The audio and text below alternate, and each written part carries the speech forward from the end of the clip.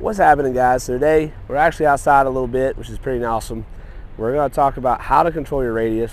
I'm going to apologize on the front end. Sinus something got the better of me, so I sound like I smoke 2 packs a day. But if you can get through it, this is actually a really good tip for all you out there that like to chicken wing, because I'm giving you permission to be that chicken winger. And it's really going to help you control how to lower the club in the ground, especially when we have nice dormant, almost wettish Bermuda grass. Let's talk about it. Oh, and before we forget, if you do enjoy the content, please like and subscribe and comment below what you want to see more of. We'll help you out, make the game a little better as we head into 23.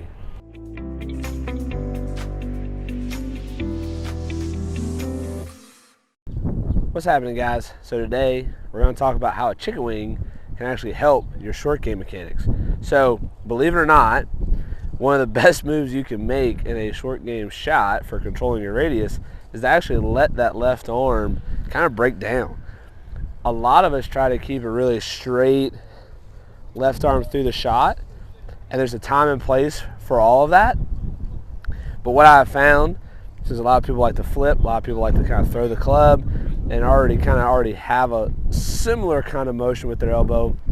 We can definitely take this and use it to our advantage. So there's a difference in how we use that elbow though. We don't want to rock the elbow out. We want to work the elbow around our body. So what you'll see is this elbow kind of drives the motion around my chest to hit a shot. So I'll get set up. And like I said, we're not trying to go carrying the elbow high and out and pointing the elbow to the target. That's not what we're looking for.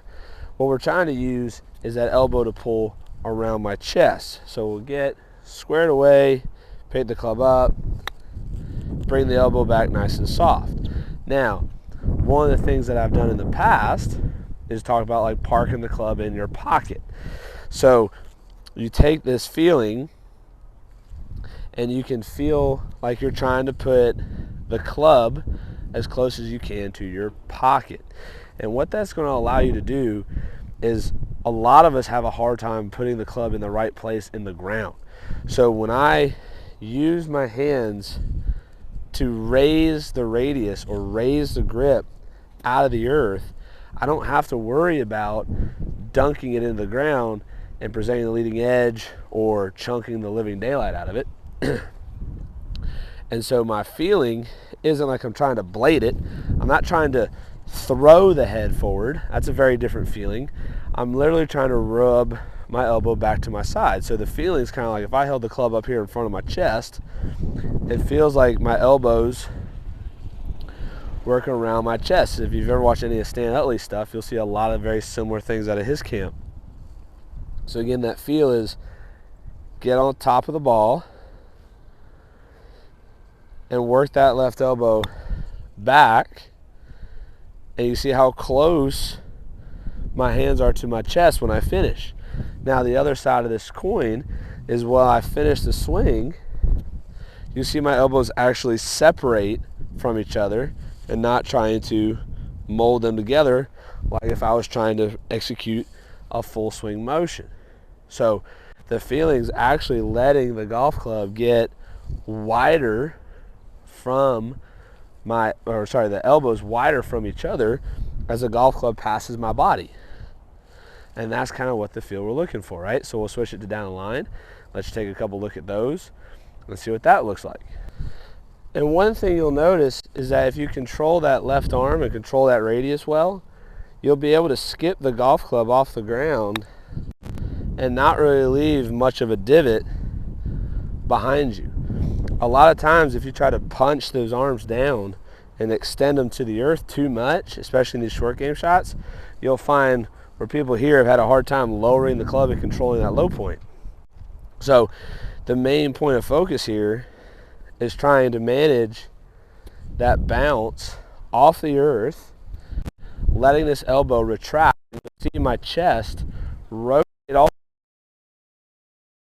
behind me. And that's when you know you're really starting to get some good rotation.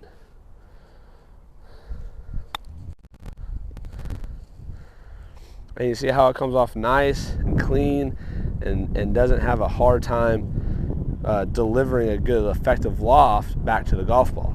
So let's talk about a quick drill that you can do to get pretty good at this.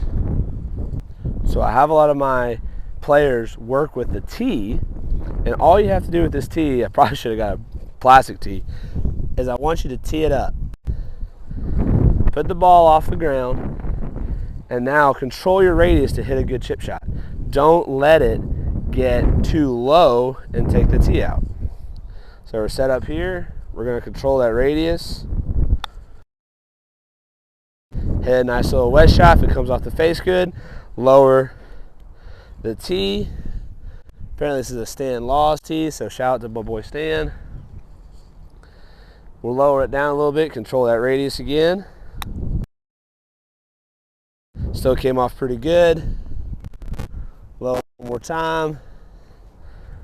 This will be the last phase before we get to ground height.